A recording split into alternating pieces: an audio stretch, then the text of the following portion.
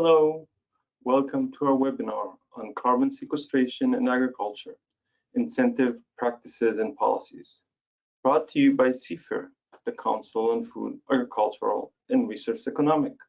My name is Gal Hachman and I'm the CIFER Chair and Professor at Rutgers University. It is my pleasure to be moderating today's webinar. Next. It's CIFER's mission to translate high-level research and knowledge to a diverse audience that includes policymakers, elected officials, and federal administrators. When we demonstrate the value of the profession to these groups, the Council increases public appreciation for research, extension, outreach, and academic programs in agricultural and applied economics. Next. Agriculture is unique among most sectors in the economy, as agriculture's mitigation potential from both an enhancement of removal of greenhouse gases and reduction of emissions through management of land is significant. Agriculture provides food, fiber, and livelihood to many people worldwide, and is a critical resource for sustainable development in many regions. However, agriculture also provides many ecosystem services and opportunities for climate change mitigation. Thus, promoting climate-smart agricultural practices on U.S. farms and ranches is a high policy priority. Next. CIFER has assembled a panel of 4 experts to discuss this work, starting with opening remarks from William Hohenstein. William Hohenstein is the director of USDA's Office of Energy and Environmental Policy, OEEP, within the Office of the Chief Economist.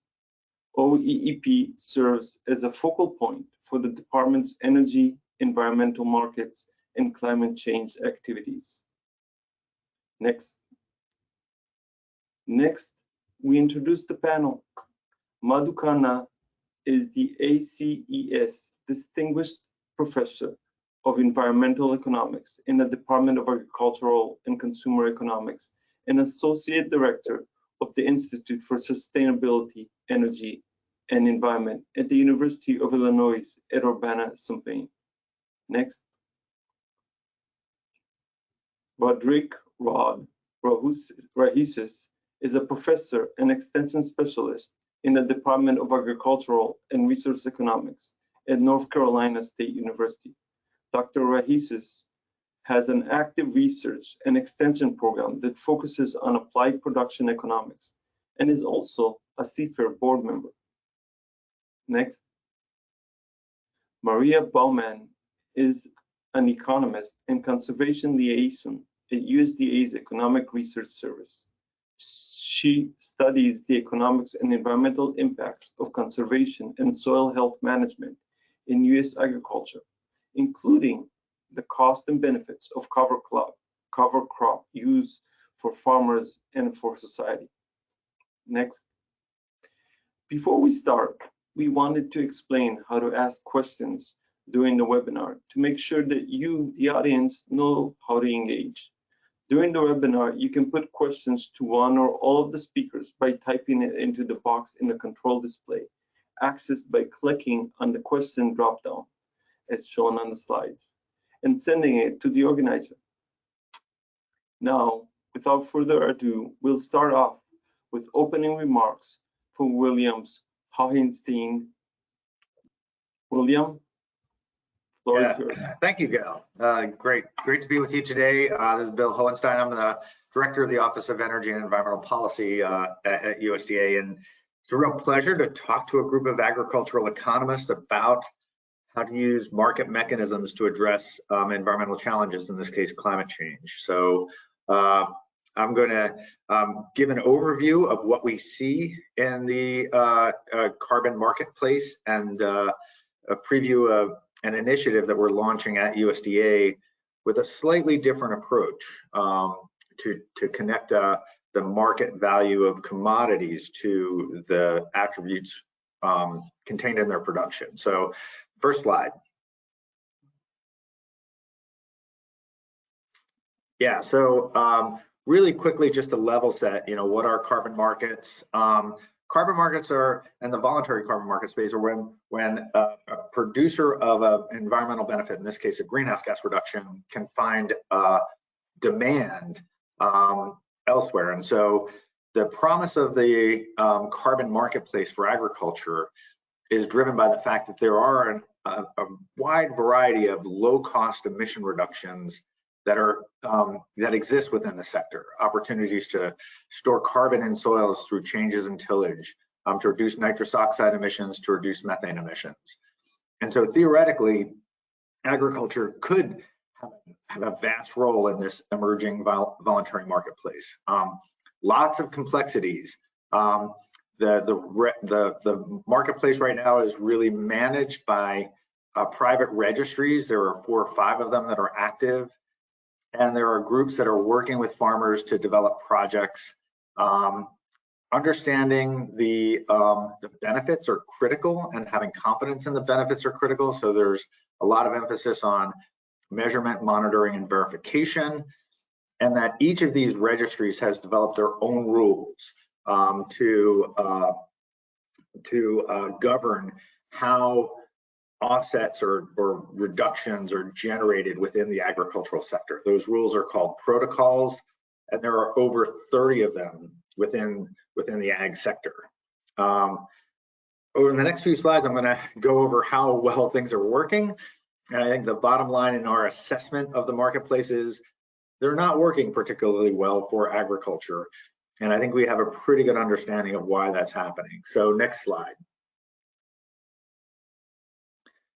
So I mentioned that there are 4 or 5 registries that are operating nationally and over 30 protocols for how to generate an agricultural offset credit.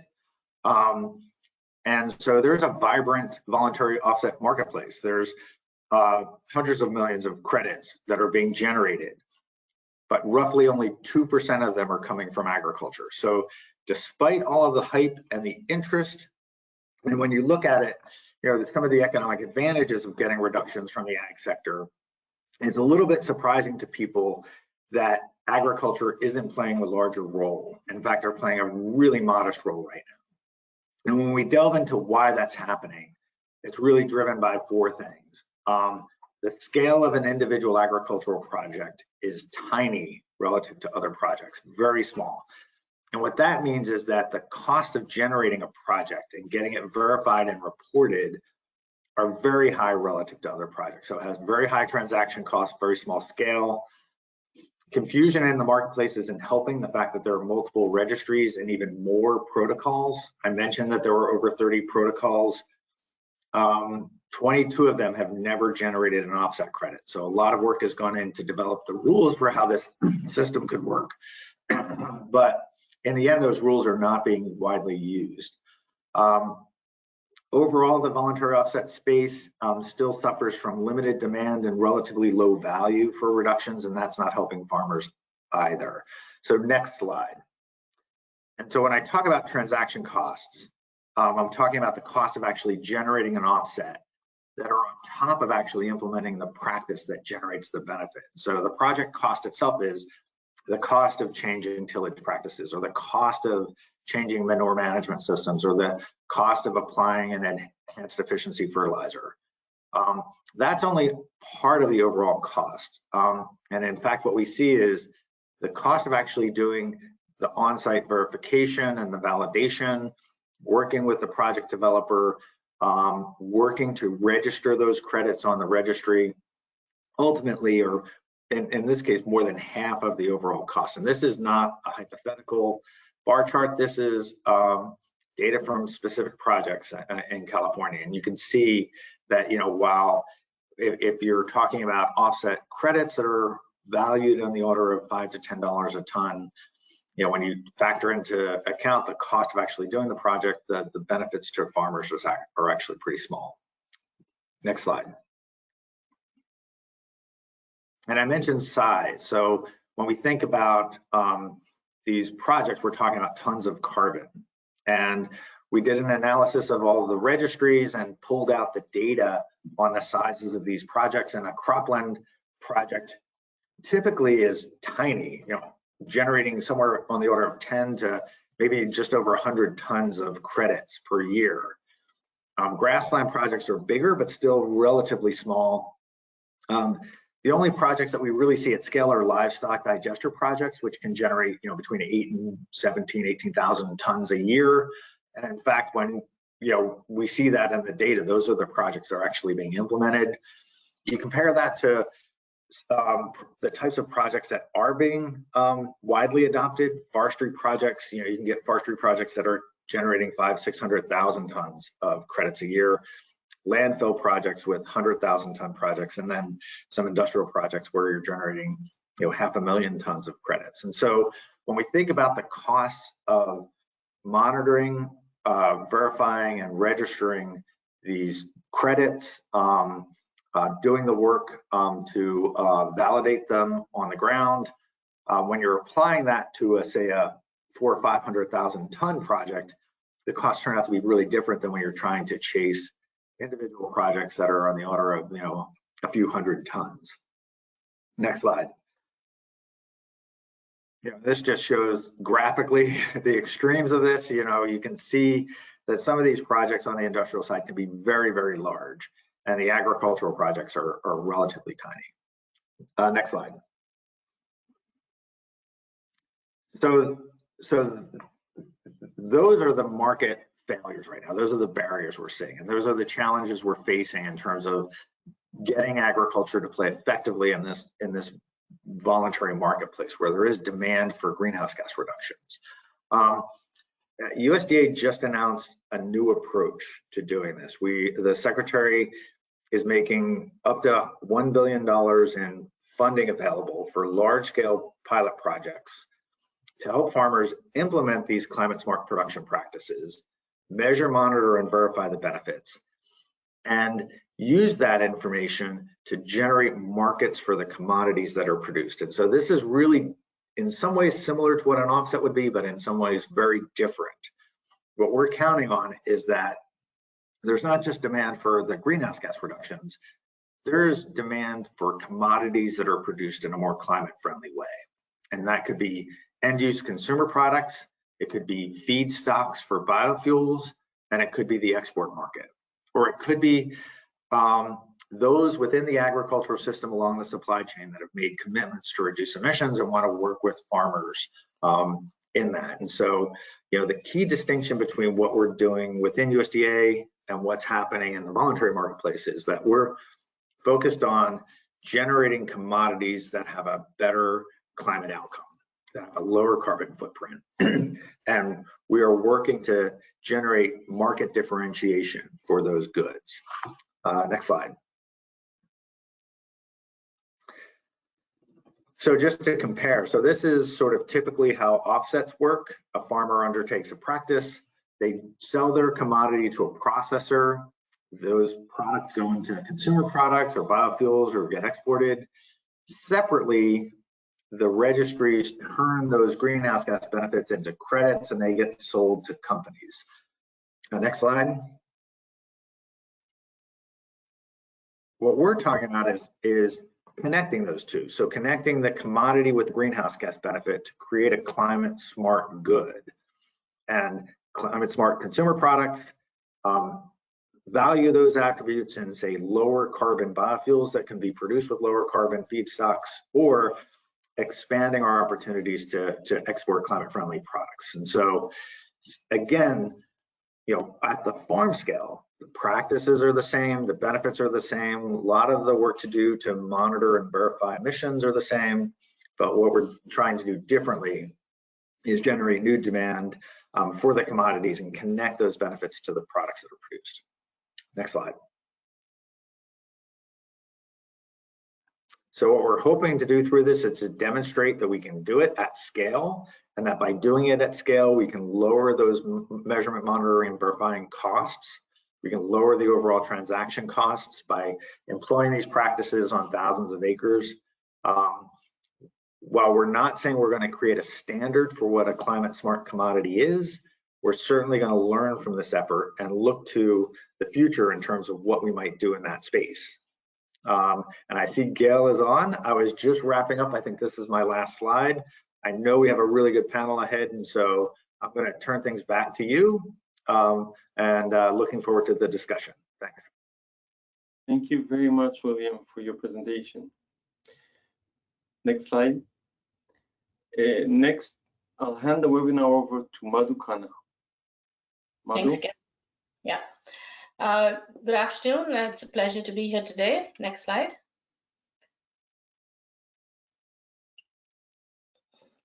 So as Bill just mentioned, agriculture has a significant potential to not only reduce its own carbon emissions, but also help to decarbonize the economy. And the graph here on the left shows that it has significant potential to help reach net zero goals across the board. However, it's currently playing a very limited role in the carbon offsets that are being generated both within the US as well as globally, and its participation in these global carbon offset markets is currently less than 1%. And so that raises significant opportunity and interest in looking at how we can enhance the role of agriculture. Next slide. And so just as was also mentioned, there's numerous ways in which agriculture can help not only in producing food and fiber and fuel, but also in being a carbon sink.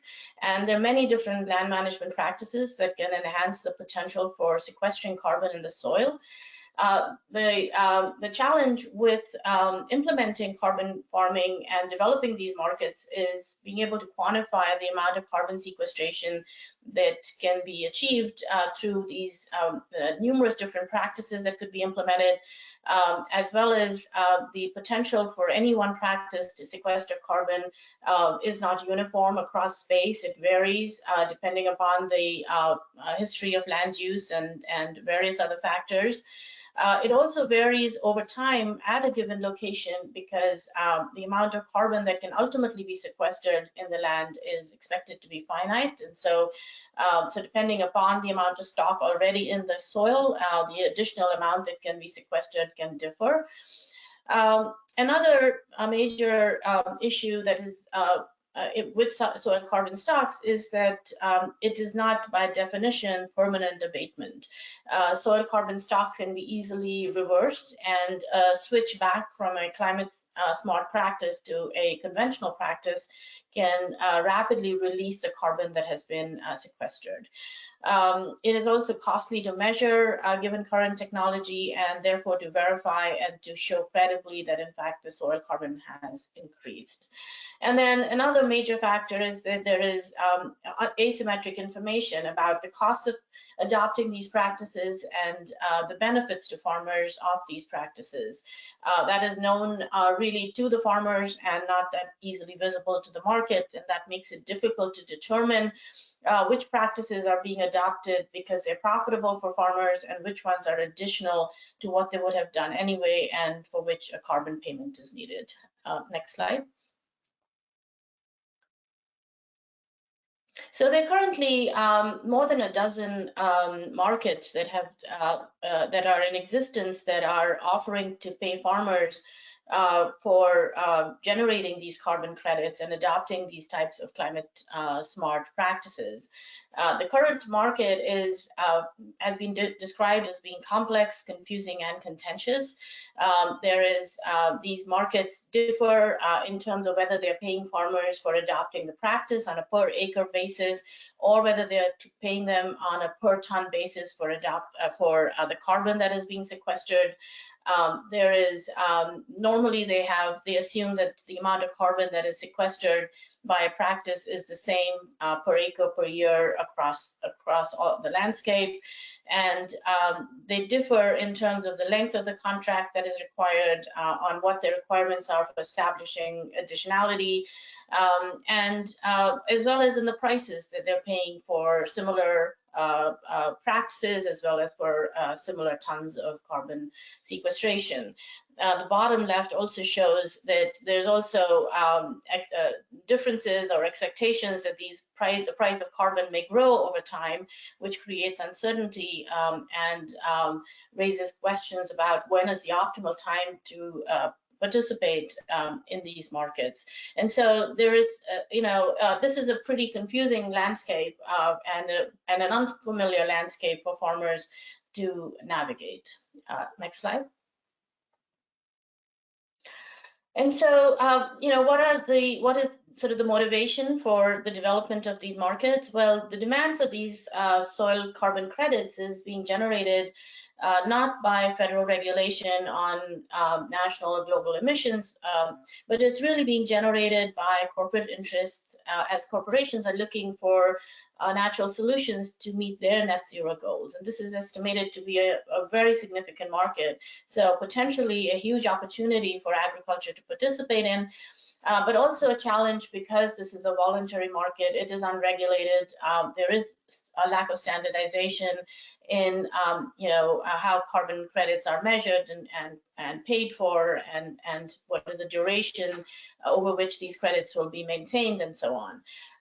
As was mentioned, there are high costs of aggregating these credits from the many small scale suppliers of these, and it is still very contentious about the extent to which they are additional and really contributing to being a sink for carbon. And so there is a potential for them being viewed as greenwashing if there isn't some verification and standardization. And then there are concerns about the quality of the carbon offsets and whether in fact they're additional and permanent. And from the farmer's perspective, there is uncertainty about really how much are they generating, and therefore concern about how is that being determined and what is the true value of the carbon that they are in fact creating a credit for. There is typically unwillingness to lock into long-term contracts with fixed carbon payment prices, given that the market may change. And the demand for carbon credits might change in the future.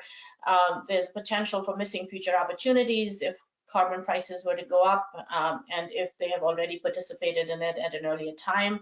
As I said, these markets are unfamiliar. They often require sharing farm management data, and concerns about confidentiality and data security come up. And then the low price of carbon is likely to be another barrier, which doesn't cover the costs of large-scale participation. Next slide.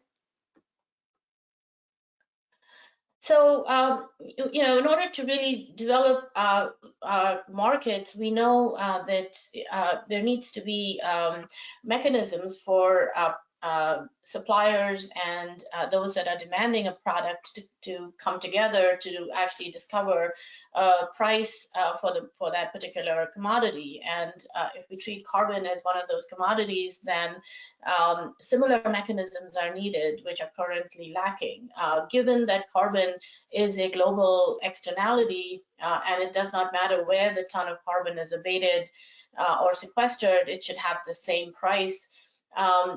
One would expect that in an ideal market, there would be a uniform price for carbon abatement, and that the price for carbon sequestration would be pegged to that price for carbon, depending upon its level of permanence and its level of additionality, and so on. And the discovery of such a price would be aided by having a national scale regulated carbon market, or having carbon reduction targets at regional or national scales that could lead to a single price that reflects the price of abatement versus the price of sequestration, and so on. Another mechanism to enable these markets to develop would be the development of technologies for low-cost measurement, verification, and then for aggregating changes in soil carbon stocks from single suppliers to larger regions. And then finally, reducing the risks of investment for farmers in these low carbon practices by having more standardized mechanisms for how additionality is defined and treated. Often these practices involve upfront costs, and those do not get covered by annual payments. So this, in fact, makes it a very risky option for farmers that may be risk averse and do not have access to unlimited resources for investment in new practices. Duration of contracts is another issue, unwillingness to sign long-term contracts, but the need for such long-term contracts in order to ensure permanence and long-term payments in order to ensure permanence are likely to be needed. And then finally, the prospect of penalties for deviations from contractual obligations for things that might often be outside the control of farmers can be another barrier to participation. Next slide. And so, in sum, just to note that to enable greater participation and by agriculture in these carbon markets, the higher carbon price is likely to be needed, lower transactions costs, as was shown in the slide by the previous speaker. Currently, it's the other way around. The price coming to farmers is relatively low and the transactions costs are very high. And also looking at these other mechanisms for paying for carbon sequestration through premium prices for commodity by the supply chain, so that in fact these markets can capitalize on the willingness of retail consumers to pay for climate smart commodities. And then lastly, just to note that agriculture offers many ways in which it can decarbonize the economy. So carbon sequestration is one of those strategies, but it should not preclude incentives for other land-based approaches that can permanently displace fossil energy, for example, by producing renewable energy. And so taking a holistic approach to pricing all the carbon from fossils, renewables, and soil would in fact aid for a much more robust approach to how agriculture can participate in this effort to decarbonize the economy. Thanks, Gal.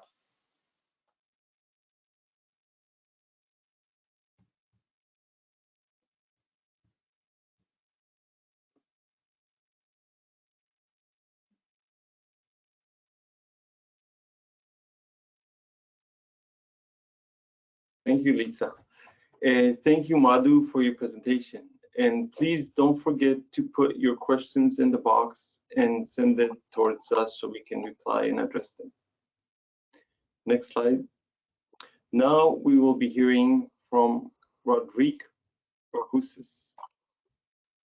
Thank you, Gal. Appreciate the opportunity to be here, and thank you for all the attendees for your time this lunchtime today. So I'm going to drill down a little bit compared to Madhu's and Bill's presentation earlier. So we'll focus on soil health practices, some of the economic dimensions of it and implications. Next slide, please.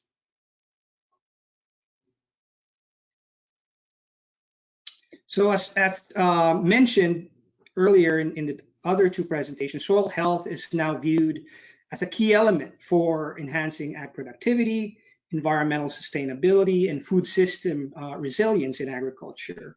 It's considered by many as a natural climate solution because of its potential to increase sequestration of carbon in the soils. And there is now strong interest in promoting these practices, in particular cover crops, the picture on the left, and no-till as potential avenues or practices for sequestering more carbon in the soil. In fact, when President Biden introduced Tom Vilsack as Secretary of Agriculture, he said, and I quote, "He wants to make American agriculture the first in the world to achieve net zero emissions and create new sources of income for farmers in the process by paying them to plant cover crops that use the soil to capture carbon." And as Bill mentioned, the current administration's commitment to this is embodied in that $1 billion USDA call for pilot projects in trying to develop these kinds of incentive structures for cover crops or other soil health practices. Next slide, please. So what's just the current status? So it's important to sort of understand what's the current status of these things to develop sort of incentives for incentivizing these practices. So for cover crop adoption, It's only approximately 4% of total cropland acres based on the 2017 Ag Census. And as you can see from the map on the right-hand side, majority of adoption is on the eastern half of the country, and a lot of it is in the northeastern part of the US. And one state I want to highlight is Maryland. Maryland has the highest among the states here, maybe because they have both a state program that helps support or cost share cover crop and other no-till adoption practice. Next slide, please. In terms of no-till, no-till is a little bit more mature technology compared to cover crops. It's been around for a while.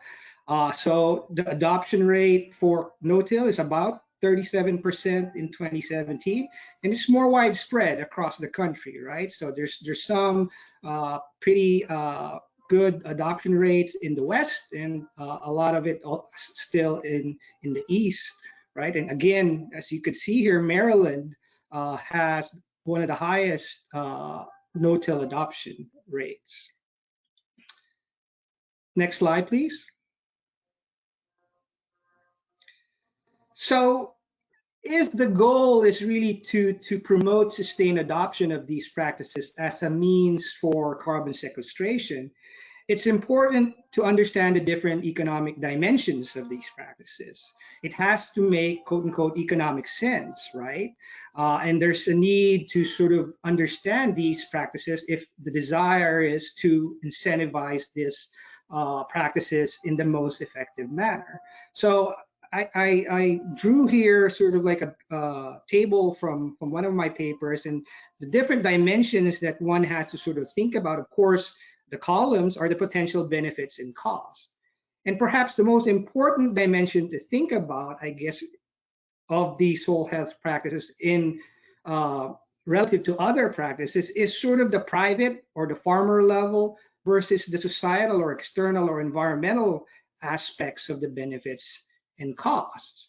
And within each quadrant, you could see there's agronomic benefits or costs and environmental benefits or costs, and both at the private and sort of the societal level. So for example, no-till perhaps could reduce fuel costs because the number of passes is lower, but it could increase herbicide costs as well because of the residue on the fields.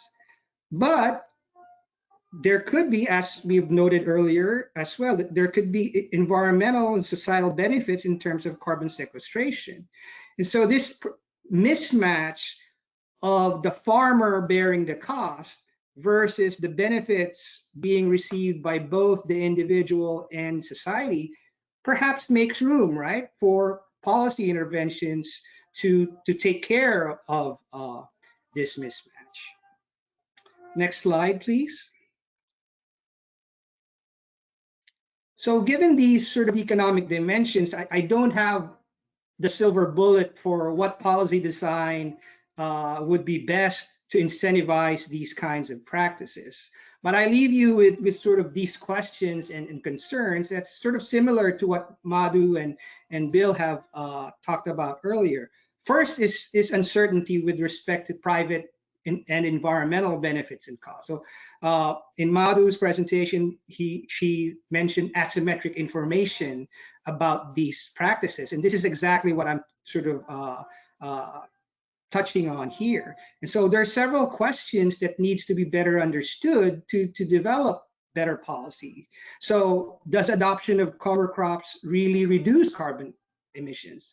It seems that it's sort of like a given right now that, yeah, it seems to be, but where is the empirical evidence? And as Madhu said, there could be heterogeneity in under what conditions does these practices sequester carbon. So if you talk to some of our agronomist friends in my university, some of them are very skeptical in the type of soils we have here in North Carolina, whether no-till adoption really sequester carbon in the type of soils we have here. So there has to be some recognition about the heterogeneity of the carbon sequestration potential of these practices.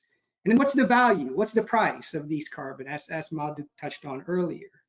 And one thing that was not evident in the table I presented in the previous slide is the dynamics. So there's still dynamics in terms of short run versus long-term economic outcomes, right? So we know if you want to encourage adoption of cover crops, farmers have to incur the cost now. But when do we get the benefit? Is it in 2 years, 3 years, 4 years, 5 years, 30 years, perhaps, right? So there's questions about the profitability effects now versus later. In fact, the economic literature as it is right now says in most cases that cover crops is net negative in terms of net returns, in terms of profitability. So there's still questions and need for understanding the dynamics, the short run versus long run. In addition, the question of downside risk reductions or resilience effects, is there benefits in terms of that over time? Okay, so there's also questions about, well, how do we structure the incentive payments? So in the carbon markets that Madhu discussed, there's different structures for each of the companies. If there's a desire to sort of construct cost share incentive payments for through the government, several questions still needs to be answered, right? How does the current federal work cost share programs like EQIP and CSP affect adoption of these practices? Could we just tweak those practices? What are the interactions between these programs, these federal programs, versus state level programs like the ones in Maryland? Okay. Should incentives be tied to crop insurance? So there is a program right now in Iowa and Illinois where premiums are lower for those who adopt these kinds of practices. Should crop insurance be the mechanism for incentivization? That's another question. And then, of course, its interactions with the current private carbon markets. And in terms of the incentive payments, there's also questions whether should it be based on adoption of the practices or the outcomes. So in the current carbon markets, there's sort of differences. What's the optimal, right? And again, has been touched on by Bill and Madhu earlier. How do we monitor and verify these outcomes? So as I've said, I don't have answers, but these are questions I think that comes to mind in thinking about better policy design for carbon sequestration through incentivization of these practices. That's all I have. Thank you, Rod, for your presentation. Next up, we will have Maria Bowen. Maria, the floor is yours. Great, thank you, Gal, and thanks to everyone for joining us today as we talk about the economics of carbon sequestration in ag. You heard my colleagues, they already did a fantastic job of articulating some of the challenges of implementing practices that might sequester carbon in agricultural systems, and also the challenges of developing programs, policies, and markets that might incentivize carbon sequestration in those systems, and how government, industry, and many others are investing in this space right now. I'd like to start by saying that my own approach to this topic is informed by my research and outreach experiences at a couple of different scales in two very different sectors. So I had the opportunity to spend a couple of years working with the Soil Health Partnership Program of the National Corn Growers Association and the farmers that were a part of that program. And I learned firsthand about the benefits and the challenges of implementing soil health practices like cover crops on cropland, the uncertainty associated with practice outcomes that Rod and Madhu talked about, and the transaction costs that Bill and others talked about as we conducted extensive soil sampling and considered how and when to engage with these emerging voluntary markets and supply chain companies.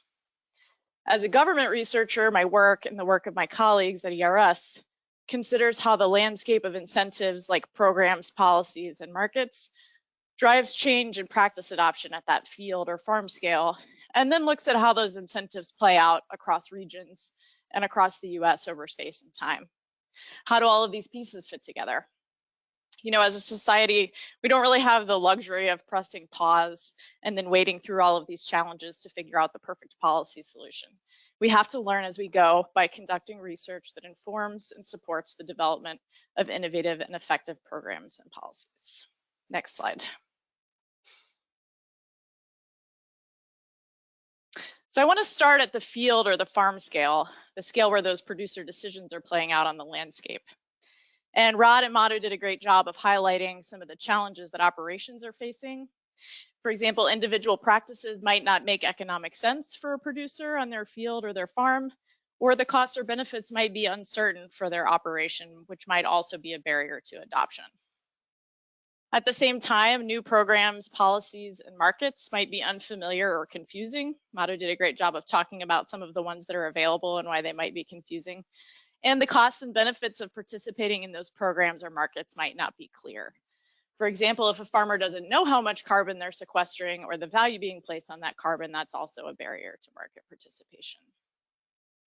Another one we didn't talk a lot about, technical assistance in the form of advice from government or industry advisors is not always available for some of these emerging practices, or it might just not be providing enough information at the right time for the farmer to make a decision.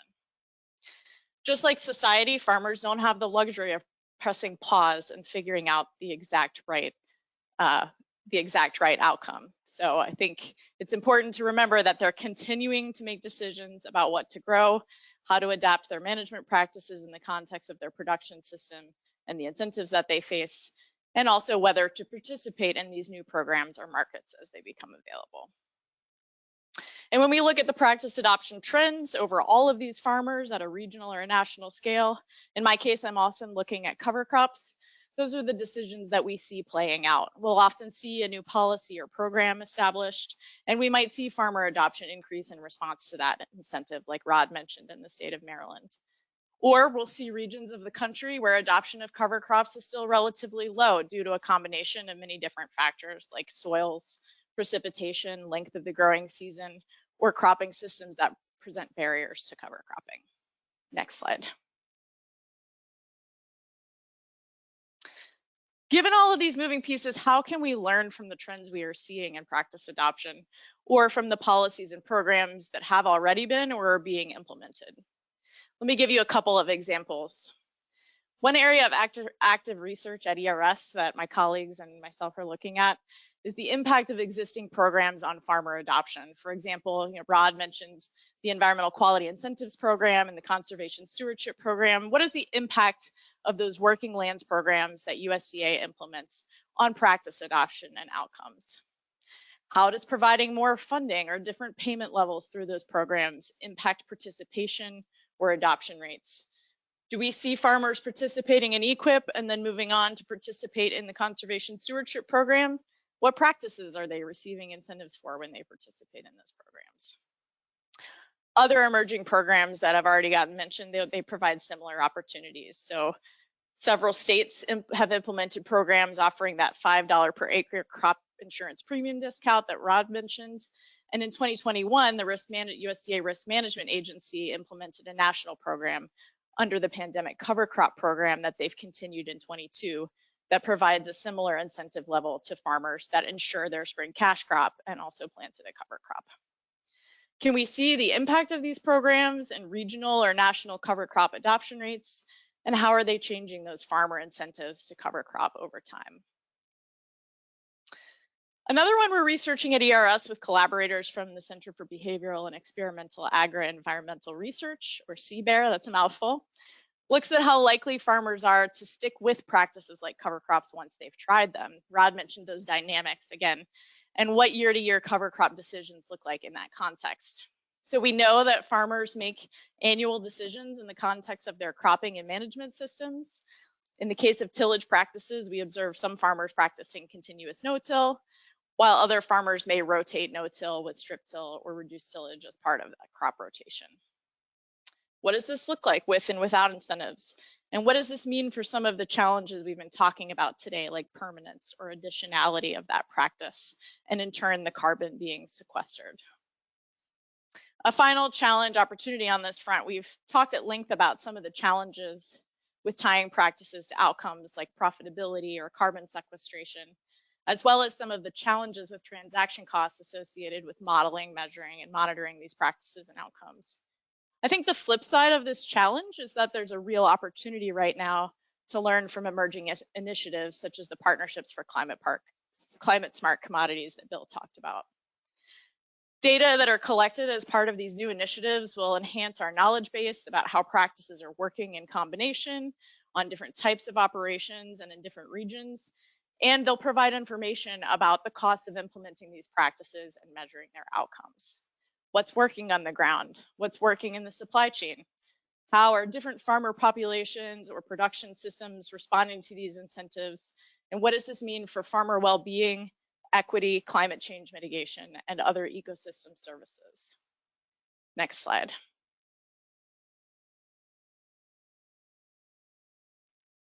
Now, I've tried to reframe some of these challenges as learning opportunities, but I'm not saying that this is going to be easy. The scale and scope of these challenges require new and innovative approaches. The high transaction costs that we've talked about today are related to measuring, monitoring, reporting, and verifying carbon sequestration. They can make markets more credible, right? We want to believe that that carbon is there and we have to quantify it. But they can also hinder producer participation in market development when a very small portion of the value is being returned to the farmer. Can we think creatively about strategies to aggregate credits and reduce transaction costs, as Bill talked about? Some of this may happen naturally through technological innovation, but it also may require new approaches to the structures of policies or programs. Again, one of the goals talked about with the Climate Smart Partnership Program. Yet another opportunity for innovation is in our approach to permanence and additionality. Can we design policies and markets that account for the nature of dynamic management practices and don't create perverse incentives? For example, waiting to make a practice change until the right program emerges.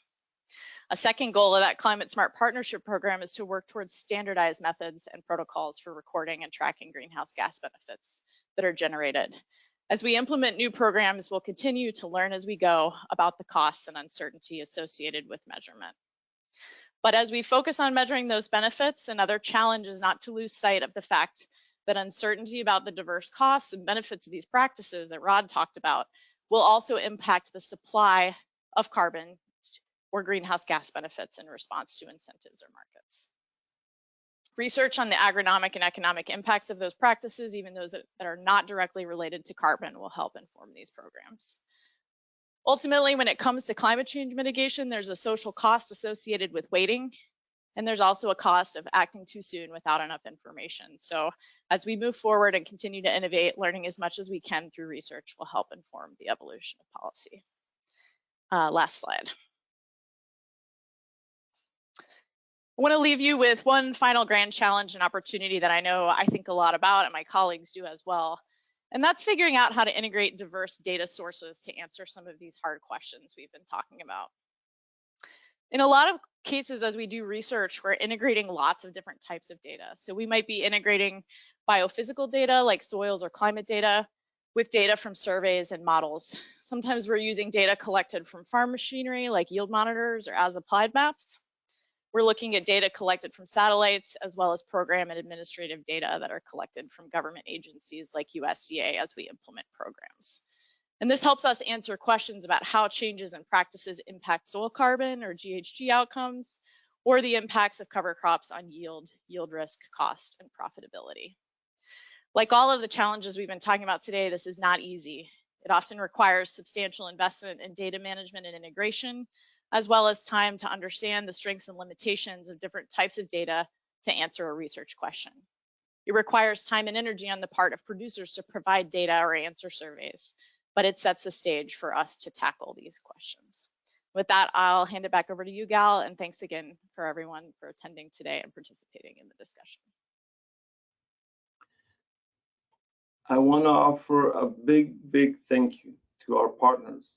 This and other CFAIR programming wouldn't be possible without the continuing support of the Agriculture and Applied Economics Association, the U.S. Department of Agriculture's National Agricultural Statistics Service, NASS, and USDA's Economic Research Service, ERS. Next slide, please. I want to offer also a big thank you to you, the presenters, for interesting and thought-provoking and informative session. Lastly, we want to thank you, the audience. We are very passionate about this subject and we enjoy discussing it. And we think that you are too, but it's not a small thing to plan to give up an hour of your time to spend it with us.